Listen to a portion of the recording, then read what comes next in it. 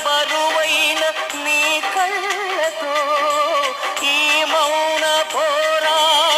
పోరాటమెన్నాళ్ళులే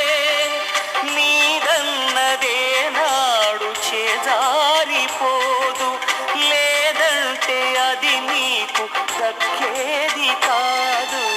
మనసన్నదే లేదు ఆ బ్రహ్మకు ఎదురీతరాశాడు నీ జన్మ